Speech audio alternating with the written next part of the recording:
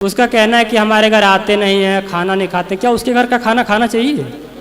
मांसाहार नहीं कर। राधे राधे मेरे प्यारे मित्रों, आज की इस मंगलमयी प्रश्नोत्तरी में आए हुए ये भाई जी महाराज जिसे कहते हैं, महाराज जी आपने कहा था तिलक लगाने के लिए। जब से हम तिलक लगाते हैं तब से मेरे जीवन में सब कुछ बदल गया है, सब कुछ चेंज हो गया है। क्या बोले महाराज जी, जानने के लिए वीडियो में लास्ट तक बने रहे मित्रों। राधे राधे। के चरणों में कोटि कोटि प्रणाम गुरु जी। जी गुरु जी आपकी बड़ी कृपा है, जब से मंत्र लिया, नाम, तिलक और कंठी, आपने मंत्र देते समय जो बताए थे कि तिलक रोज करना है, तो गुरु जी तिलक और कंठी का प्रभाव हमारे जीवन में बहुत ज़्यादा पड़ा।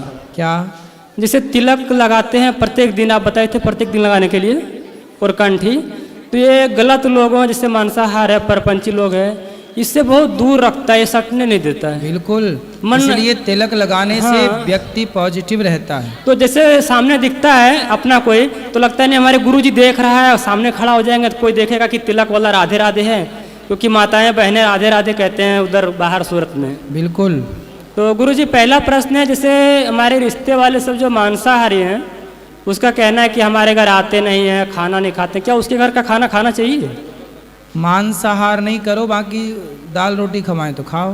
तो उसके घर का खाना चाहिए गुरुजी? मन तो नहीं कहता है कभी। तो उनके घर मांस ही बनता, कभी दाल रोटी नहीं बनती? नहीं बनता है, दाल बनता है। और दूसरा प्रश्न गुरुजी, जैसे कि दीपावली में आपसे हमने बात किया था कि हमारे भाई में बकरे उकरे देता है तो उसमें पैसा देना चाहिए क्या नहीं, तो आपने ना कहा था, तो हमने नहीं दिया।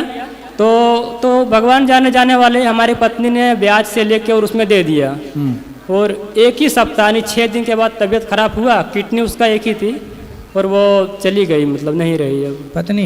हाँ, बकरा काटने के लिए पैसा दे दिया था? हाँ, हमसे बोला नहीं, लाइव वीडियो देख लिया उसने मोबाइल पर आपको, और हमको सुन लिया, और उसने पैसा दूसरे जगह ब्याज से लिया और दे दिया। रविवार को बकरे का बलि पड़ा और वापिस शुक्रवार को तबीयत खराब हुआ तो सोमवार को चली गई। देख लो समाज में कितनी भ्रांतियां लोग फैलाते हैं कि बकरा नहीं चढ़ाओगे तो ये हो जाएगा, वो हो जाएगा। वहाँ का पंडित जिससे बात, उन्होंने देखो, किसी की आप हत्या करेंगे, किसी की हत्या करवाएंगे तो तुम कितने दिन सुरक्षित रहोगे?